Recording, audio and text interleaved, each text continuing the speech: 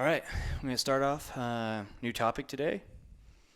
Topic's going to be 10 simple rules for nutritional success. Yep. Let's be good. So I think this will be cool because I think it's just like people like the reason I started thinking about this is because we recorded the last one and someone said like there's so much to think about. Like how do I do this? And I was like, we need to do something simple.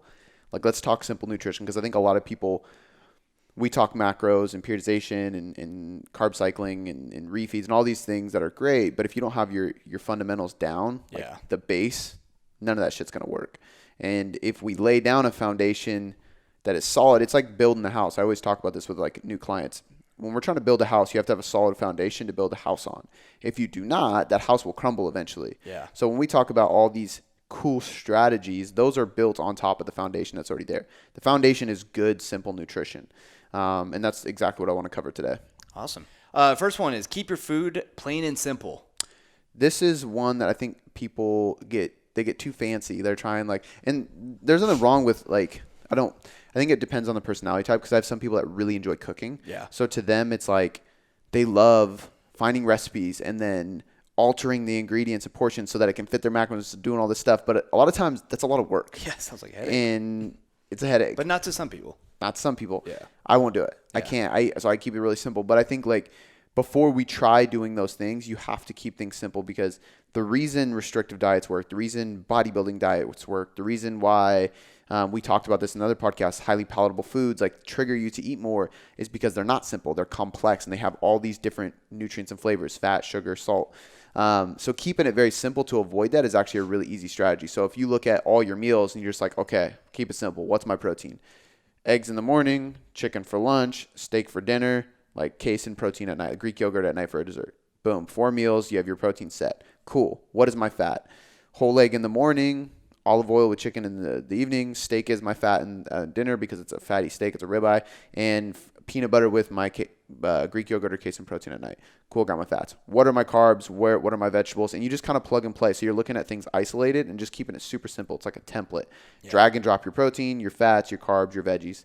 But keeping it simple with those foods and repetitive with those foods is key because it makes planning very easy. And the other thing that people forget to think about is the more complex your recipe is, the more complex a food is, the more nutrients combined in a food, carbs, fats, proteins, the harder it is to track. Absolutely. Right? So if we're tracking in our app and we're trying to calculate to our macros or we're trying to even just have accuracy, if we have something like a bag of chips or some Oreos or Chipotle or anything like that, we're really guessing. So anything that has a food label or is from a restaurant, especially restaurant, but even food labels can be up to 25% wrong, 20 to 25% wrong.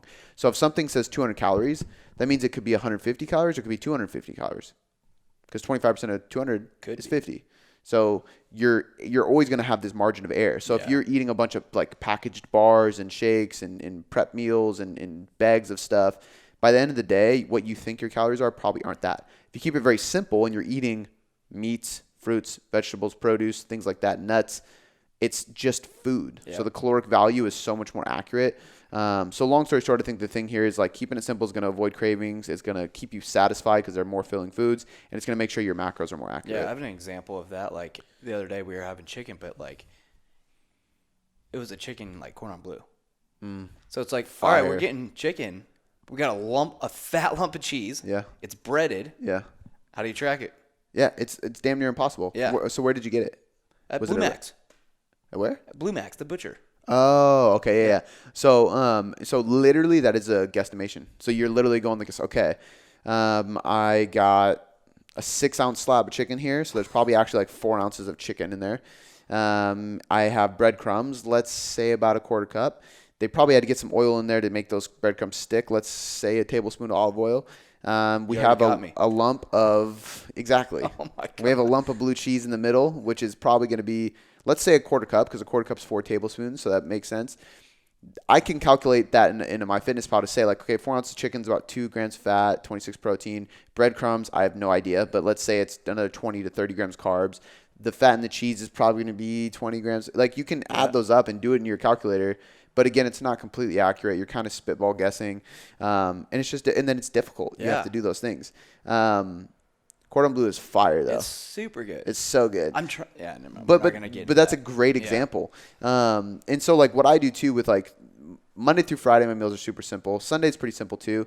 But like Saturday and Sunday, we usually do something different for dinner than the typical. And Saturday night's like a date night. I don't track on the date night, but like on Sunday, let's say Shannon wants to cook something random. I will do that in my fitness pal to stay on point. Like I'll be like, okay, like what are you cooking? Okay, like I'm not gonna sit there and go, hey, we measure that. Yeah. Hey, can you do this? Because she'll go crazy. Yeah. Don't do that, guys, to your wife. But so like I just kind of go like, oh, okay, like what are you cooking? Are you cooking oil? Like she'll tell me that stuff, and then I just guess. I'm like, I'm just gonna do a tablespoon of olive oil. I'm gonna add this, better than not tracking. Exactly. Yeah. I'm close enough, right? And if anything, I err a little bit high on everything just to make sure. Right now, I'm pretty loosely tracking on those days because I'm trying to eat more calories. I'm trying to gain some weight, so it's like different. But during a fat loss phase, you have to be try to be as accurate as you can and probably err on the side above. But that's a great example, dude. It's just keeping it simple is so much easier, at least 90% of the time. Yep. Kind of goes hand in hand. Number 2 is plan ahead, at least a day before. So I think that a lot of people think meal prep, and they think of these memes where there's like somebody's kitchen and there's like 80 Tupperwares full of like ground turkey and green beans, you know? Yeah. Have you seen those memes where it's just like, and it's just overwhelming. Like, I can't do meal prep. I don't have time for it. And I always tell people, like, I literally don't meal prep anything at all, ever. The only thing I ever meal prep is I'll put 100 grams of blueberries, because I'll measure my blueberries, and the right amount of Greek yogurt in Tupperwares the night before. Yeah. But like I just bring it here, and then I literally go pour some oats in there, pour the blueberries in there, and then I'm good. So that's not really prepping. I'm not cooking meals and doing Tupperwares. And I just do that the night before. So when I tell people to prep, what I'm talking about is like enter the food in your app the night before. It's so simple, and people don't ever think about it. They're like, well, by the end of the day, I have like 60 grams of protein, negative 1 gram of fat, and 10 grams of carbs. What the hell am I supposed to eat for dinner? I'm like, 2 scoops of protein powder? I don't know. Like, there's nothing that's going to fit that. Yeah. How do you avoid that? Pretty simple. The night before, add all your food. You'll see that, I screwed myself on dinner. So what do I need to do? Okay, maybe I'll pull 5 grams of fat out of breakfast and lunch, which is really easy. Make 1 egg whites, or make that tablespoon of oil you're cooking in a teaspoon. I cook eggs every morning, and a teaspoon is more than enough to cook your eggs in of olive oil or coconut oil. And that saves you 10 grams of fat. Add 10 grams of fat to dinner. Pull some carbs at lunch. Add that to dinner. Now you have a meal that's 60 grams of protein, 15 grams fat, 30 grams carbs. You can actually make something out of that. Yeah. But the point is like instead of playing macro Tetris where you're like ding, ding, ding, ding, ding all day, like trying to figure shit out, and you're like, oh, I'm hungry, I'm going to eat a bar, eat it, then scan it, and it's like you're kind of tracking as you eat. Yeah. You screw yourself. There's no plan. So you don't need to prep all your meals. I don't like prepping because I just prefer, like, I don't like reheated meals after 3 or 4 days. Just, I don't know why, it just doesn't sit well with me. It grosses me out. And I also don't like spending the time sitting there and prepping out a ton of Tupperwares. But it's so easy to just plan the day ahead. So right? What do you have for lunch? Every single day I have, it's Greek yogurt. I put a scoop of top-notch nutrition protein powder in there. I put 2 bags of Quick Oats, the brown sugar maple, which is like 65 grams of carbs, a couple grams fat. And then it's about a cup of blueberries, but I weigh them. And I just mix that in a bowl. And it's like whey protein / casein, just takes out plenty of carbs. Having to cook. I don't have to cook anything. Yeah. I don't even cook the oatmeal. I just dump it all in a bowl. It's fucking great. It's like overnight oats, but I just don't leave it overnight. Yeah. Basically, which I could. Honestly, I could put it in mason jars and just do it that way. But sounds good. Yeah, and then in the morning I eat every day eggs with oatmeal, and I don't prep that either. Reheated eggs are disgusting to me. So really, the only like meat protein you eat is dinner. Basically, yeah. So I eat eggs in the morning, Greek yogurt at lunch, and then I eat some usually steak, red meat, steak or pork for dinner. I love fish, but Shannon doesn't like fish too much, so we don't usually eat fish. And then I eat casein protein powder at late night because that's like a slow digesting protein. But it's like in the morning I do 1 whole egg with egg whites cooked in a little bit of olive oil with spinach, like a big scramble. And then I do oatmeal with super good. 1 of 2 things, either stevia and cinnamon. So it's like a cinnamon style with cinnamon sugar with chopped up banana and peanut butter in it, and just mix it all up in like hot oatmeal. Super fucking good. Sounds so good. The peanut butter just melts in there. Or I'll go no cinnamon, put blueberries in there with peanut butter, blueberries or raspberries, and it's like PB&J oatmeal. Yeah. Fucking good too. I do that every morning, and then that lunch, and then dinner, and then it's simple, dude. It just keeps it very repetitive, but it's super easy for me, and I don't get sick of it. You know what I mean? For sure. So what was that even? Plan ahead. Plan ahead. There you go. So like that's my whole thing is just take out your app and just enter the food in the day before, because then you have a menu already waiting for you. So when you wake up, it's not like, fuck, what am I going to eat for breakfast? How is this going to fit my macros? You know exactly what the fuck you're going to eat, and it's just clockwork. Yeah. It's just simple. All right. I mean, man, all of these. Number 3, repeat the same meals day to day. So that kind of goes off what I was just saying. Simplicity. Repeat it. Yeah. So I think a lot of people think like repetitiveness is bad because you need a variety. Well, I get raspberries in the morning, blueberries at lunch, or banana in the morning. Like I switch up my fruit every day throughout a couple meals, but I eat the same fruit every week, right? Banana, raspberries, blueberries. Those are like my 3. I eat whole eggs, Greek yogurt, and then I rotate my meats at night. I rotate my green veggies every day too. So it's like broccoli, green beans, asparagus, whatever. We buy them at the beginning of the week, and then we just do one each night. Done. But like if you get all the nutrients you need, I'm getting monounsaturated fat for the most part. I'm getting some saturated fat, getting some high fiber carbs. I'm getting some high potassium, high magnesium foods in my vegetables. I'm getting my fruits, the colors, like so on and so forth, the right proteins. I don't need to rotate those things because it's just easier for me to just repeat them over and over again, and I'm getting the nutrients I need. You're rotating by switching them up at every meal. Exactly. I'm not eating eggs and oatmeal for breakfast, lunch, and dinner, yeah. right? But I am eating it every day for breakfast. So the point with that is like if you are busy, which most people are listening to are, you're busy, you're stressed, you want a system, create a meal structure that works really well for you and just repeat it. But this is what I like about meal plans, but what I don't like about meal plans is because if somebody gives you a meal plan, it doesn't teach you why that works. So if you understand your macros, you understand the daily intake that changes your body, you understand the macronutrients and why they're important as individuals, and then you make a meal plan that fits those, you're winning both things. Because now, like I said before, on Saturday, I'm going out. I'm not going to stick to my meal plan because I'm going to adjust it so I can go have some beers and a burger or whatever it may be. And I fit that within. But because I understand the grand plan while having that repetitiveness, I can stay consistent and be flexible when I need to. Dope. Yeah. Absolutely. All right. Number 4 is going to be create some form of accountability. So I think like obviously hiring a coach is probably the biggest form, because not only because they are like their job as a coach, we are literally being hired to make sure you're doing something. So that's the highest level of accountability. But the other reason it's really valuable is because you're paying for it. Anytime you put money down on something, you're more accountable to it. And there's actually studies that show like people pay $1, they don't pay anything. And the people who paid $1 got better results and they stuck with it longer because they're skin in the game. So subconsciously, even though you're like, it's a fucking $1, you're in the game. Like you put your skin in the game and you have value in that. So accountability can be anything. You could buy a really expensive program that's just a one-time program. You can join a Facebook group. You could pay for an inner circle like the Elite, which is changing to the tailored trainer. You can pay for a coach. You can post on Facebook. You can get in a Facebook group. You could find a friend. You could like share on your story every day you go to the gym, because, you know, people are watching, and like, even though like nobody's saying anything to you, they're expecting you to do it. For sure. So it's really just finding any form of accountability, period, is the biggest thing. And even like the things like I do, like the habit trackers, right? I have these habit trackers on the whiteboard, and I'm checking off the boxes as I do these things day to day. So if you're trying to be accountable to your nutrition, every day you track your nutrition, you mark X, right? Every day you go to the gym, you mark X, and you have a certain amount of X's that you had to hit in a certain amount of time.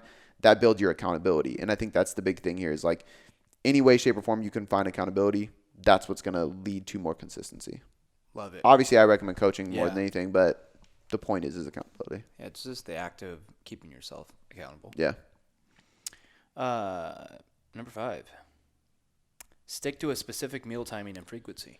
So this one I think relates to one of the other ones I put on there too, but there's a few reasons for this. Number 1, like if you find a rhythm for your meals, it becomes easier to plan.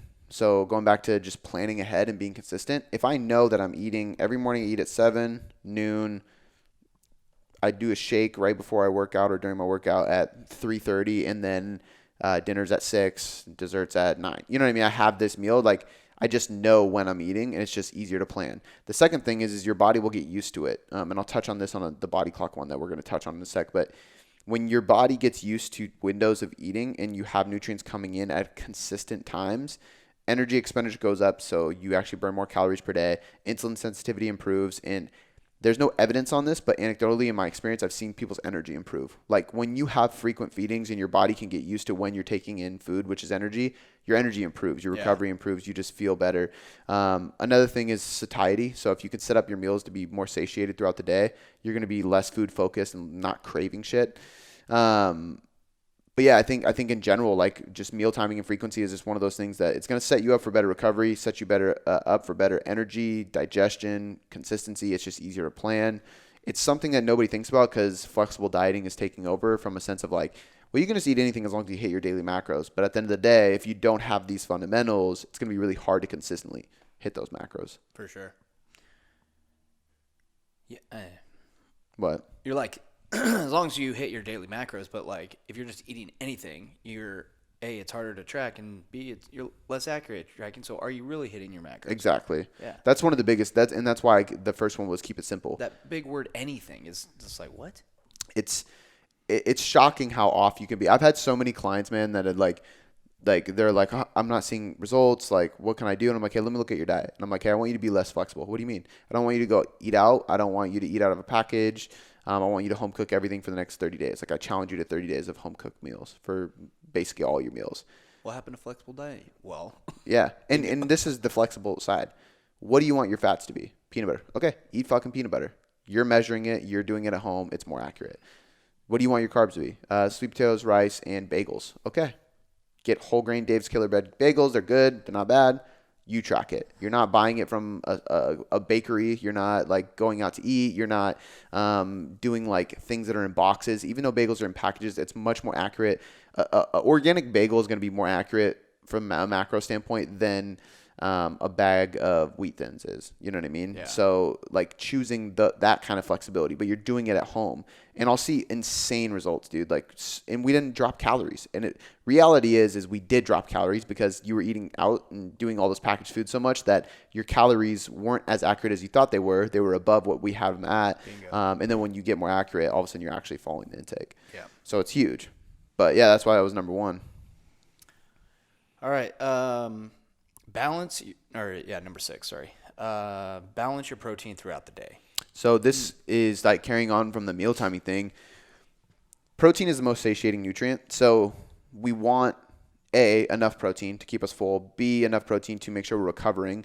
When you're not fully recovered and you're like very fatigued, your body craves protein. But a lot of people, when they get a craving for food because we are under recovered, they don't think, oh, I need some chicken breast right now. Like they go towards like sugary things to replenish their body, right? They go to things that taste good. So to avoid that and just fully recover, get enough protein. The other side of that is if we're eating enough protein at each meal, we're keeping our satiety high because it's the most satiating nutrient. And you very rarely get super hungry or crave a ton because you're having all that protein and you're frequently getting protein. So every meal after you get done, you're actually full. And there's actually a good study that shows if you start with your protein at every meal, insulin sensitivity improves, blood glucose rates improve after the meal, and then digestion's better and your satiety is better. So basically, if I have a meal and it's like I got some roasted vegetables, I got some like sweet potatoes cooked in oil or whatever, and then I have a chicken breast. I'm going to eat that whole chicken breast first, then go to the vegetables, and then finish with the carbs. Your body will digest and use those carbs better as muscle glycogen. Your blood glucose insulin sensitivity will be better because you ate the protein and the vegetables first. Sure. So protein, fiber first, and then go to the. And I should say protein and fiber in every meal, really. Yeah. But in general, like splitting up your protein evenly throughout the day is going to help your hunger actually stay at bay throughout the day. Dope. Number 7 is hit your veggie and fruit minimum. I like to say like eat like an adult. Like so many people are just like, again, going back to like too flexible. A lot of people like they'll even say like, oh, I eat good, like I eat pretty clean, and they're eating well. But I look at them like the only vegetable you got was like a thing of zucchini at night or a cucumber. Even worse, I've seen that plenty of times. You had a cucumber for lunch and dinner. I love cucumber. Cucumber, I don't. I hate it, but this is what they tell me. And I'm like, cucumber is 85 to 90% water. If not more. It's like literally pure water. Understood. It's like romaine lettuce. Yeah.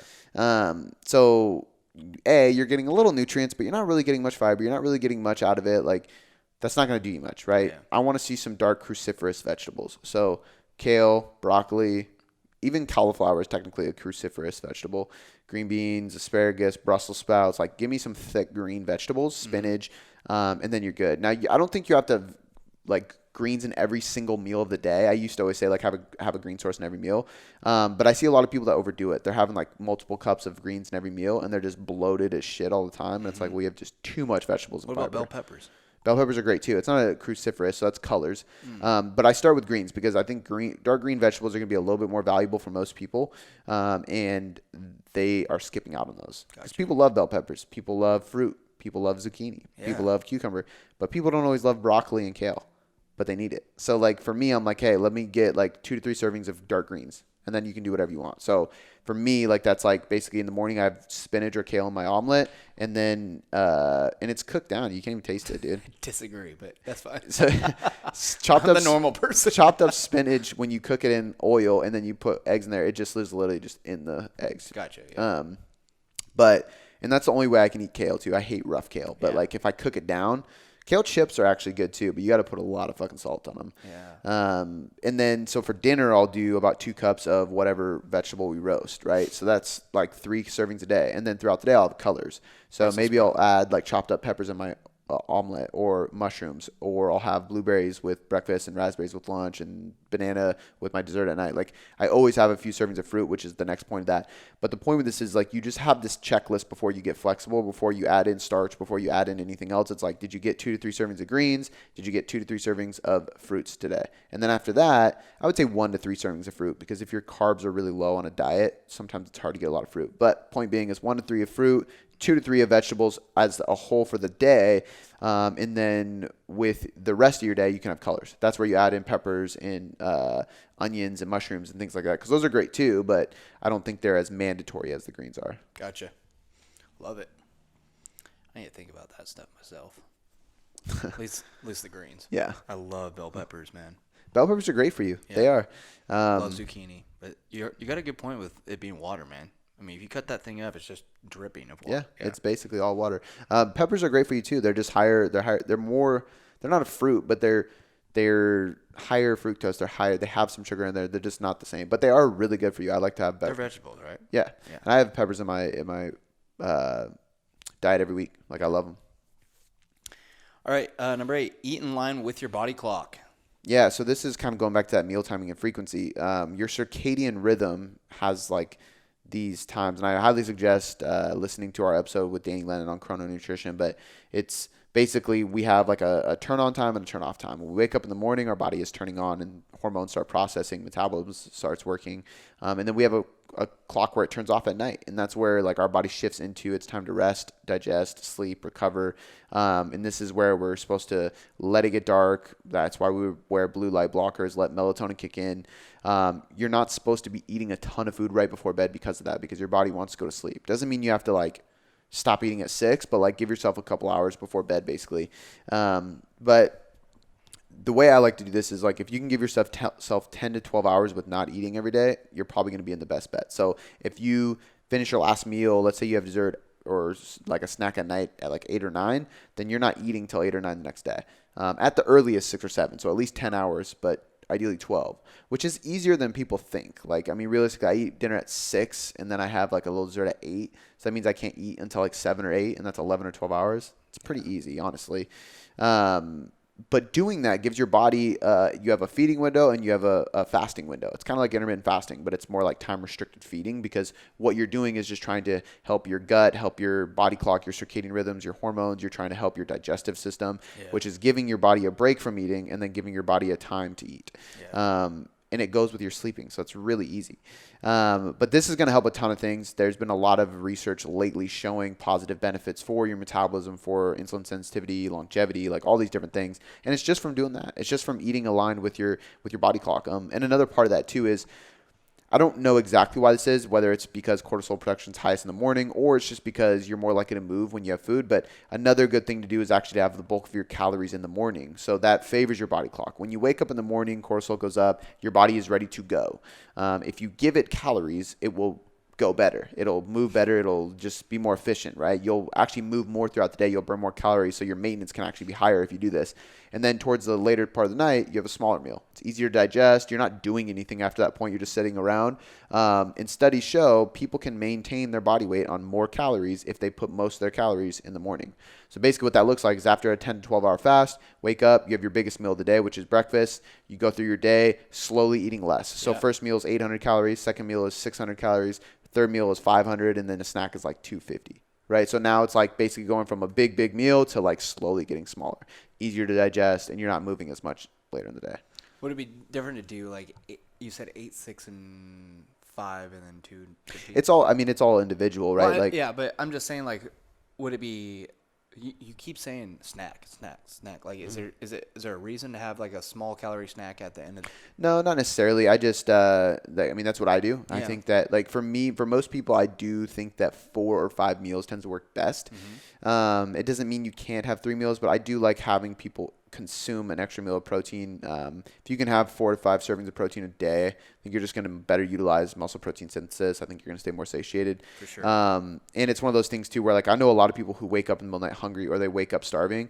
A really good way to avoid that is to have some like slow digesting protein before you go to bed, and it just helps muscle recovery. So for me, it's like biggest meal is in the morning. It's like 900 calories, and then my lunch is like 700. Dinner is usually like 500, and then I have like a 300 calorie dessert, which is basically just protein, fat, and fruit. Keeps me full, have like a little like sweet tooth craving at night. I wake up, I'm not starving. I wake up and I'm fine. I can go a couple hours before I need to eat. For sure. Love it. All right, next is going to be number 9.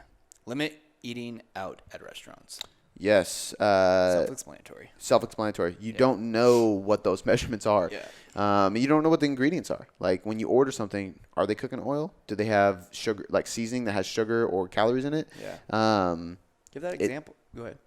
I mean, like even like when you go get like chicken, or depending on where you go, from Chipotle, shredded chicken or teriyaki chicken, is it brown meat? Is it white meat? Is it both? Yeah. Who fucking knows? Yeah. When you get steak, like shredded steak from a place like that, what kind of steak is this? Yeah. Is this sirloin? Is this just like the whole cow is just kind of grinded up? Yeah. Like who fucking knows?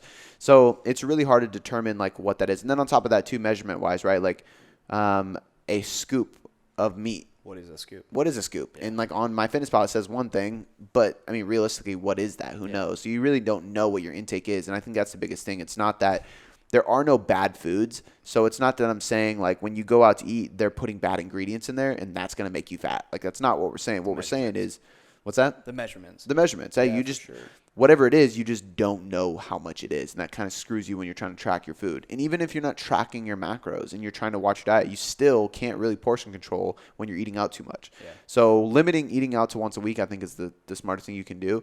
Obviously, there's situations where you have to eat out. And I think just making sure you're choosing something that is easier to track is the best solution. Yeah. And it could be even like sometimes for me, it's literally getting like, Emerald City smoothie. It's like a fruit smoothie with a protein bar. Like it's the closest thing I can accurately measure versus going out to eat. Or Panera Bread, somewhat closer. Still pretty inaccurate, but like better than just randomness. Yeah. Even Chipotle is actually more accurate than most places because you can kind of make a good suggestion. There's a lot of information inside of MyFitnessPal on that, but at the end of the day, if you're eating out too much, you're just playing a guessing game. Yeah.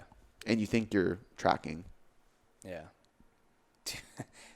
I just laugh because there's so many variables, man. Like it depends.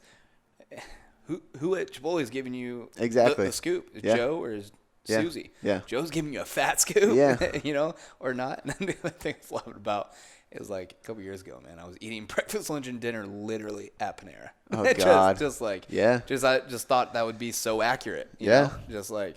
I don't know how to measure. I don't know how to cook, so I might as well go one place. I mean, but here's the thing, too, is you got to think about like this. Okay, like, where's your starting point? Because for some people, that's why the Subway diet worked for Jared. Yeah, for sure. From his starting point, Subway was fucking on point, dude. Yeah. It was really good. So I think sometimes, like, Panera Bread would be great for you, but it's all dependent on the person. There's a ton of variables. All right, we're coming up on the last one. Crucial.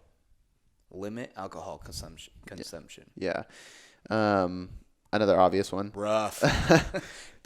Some people aren't going to like that one. Difficult, but yeah. So I think there's like, this one's tough too because so true. There's two things to this. Number one, you can fit alcohol into your calories and still lose weight. You absolutely can because it's a calorie equation. You will not build muscle, produce more testosterone, and have favorable hormone levels while alcohol is in your system. So although you may lose weight, I would argue that you're losing weight at a much slower rate. You're definitely not recovering or building muscle during that time. And your performance in the gym decreases significantly after 24 hours drinking. That's why I don't train on Sundays. Because I have drinks on Saturdays. But essentially what this is doing, it's shutting off hormonal processes that we need to be favorable for metabolism and muscle growth. And it is way more likely that you're going to overconsume calories when you're drinking. When you get drunk, you have the munchies. Or if you go out and have a drink, you don't really know how much is in there. It's always extra calories, like so on and so forth. And nobody accurately tracks their calories, like alcohol. It's very rare. But I do have some clients that, like, I had a client that was losing weight every week at like 2 or 3 drinks a week. And I was like, I'm not going to stop you because it's working right now. But I'll just warn you, eventually, I'm probably going to say, hey, we should cut that down. And I did. And now she's drinking once a week, and now her results are continuing. Because at a certain point, that's just how it is. But I do think there's some merit in having a drink once a week, because if you're just constantly dieting or you're so focused, I think you get burnt out quicker. So by me having one night a week where I don't really track and I have a drink, it actually helps me stay consistent in the long run more. So I think it's worth the trade-off. But the problem was there was a study that came out that showed people still lost weight while drinking a glass of wine or a beer every single day, as long as it was fit into their calories. So people were like, oh, you can drink. And it's like, you can, but that's a tightly controlled study. So they made sure they only drank once. They made sure it was exactly in their macros and blah, blah, blah. A lot of us aren't doing that. I know I can't have one drink. I can't. Like, if I have one glass of wine, that's what I'm saying. I'm having four. How are you going to put, like, on a Saturday night, put 3 Coronas in your Fitness Pal? After the third one, I want 3 more. It's tough. I know some people that can. Some people are more social drinkers. They can just sip on a beer and be good. More power to them. I will say, like, I get in the mood and then I keep drinking. Like, I mean, I'm sure a lot of people can relate, man. Yeah, but that's why you just don't do it. Exactly. And I just stay away from it. And I think that, like, at the end of the day, if your goal is your physique, then you should just make that sacrifice. You know what I mean? It's not not that hard to avoid, besides just once a week. Priorities. And the other thing is, I always tell people too, is like, I would rather you have 5 drinks one night than 5 drinks spread out throughout the week. Yeah, you can more easily fit a drink a night into your macros than 5 in one night. But I'd rather you even go over your calories a little bit, have a good time, drink, and then get it out of your system the next day. Because every time, again, you drink, you have that in your system. Your body wants to get rid of it. So your liver detoxifies your body, right? And there's a process inside of lipolysis, like actually fat oxidation, like burning fat, that goes through the similar process of oxidation with alcohol. So when alcohol's in your system, your body has to work on oxidizing the alcohol, getting rid of the alcohol. So it stops getting rid of fat. It stops producing muscle. It stops producing testosterone. It's like, I'm going to put these systems on pause. I'm going to get rid of this alcohol because it's poison, quote unquote, because technically in our body it is. It's not something we're supposed to consume. And we have to do that. So now what I've done is basically go, okay, hold on fat loss, hold on muscle growth, hold on testosterone, hold on everything. Let me get rid of this first. Once I get rid of it, we can get back to what we're doing. So if you do that every night, every other night, you're constantly putting pause on fat loss. Versus one night a week, I get drunk. I put pause on the fat loss, but then Monday comes and I'm good. Saturday to Sunday, I'm not burning fat. I'm okay with that. Monday to Saturday, I am. And I think that's more beneficial. Love it.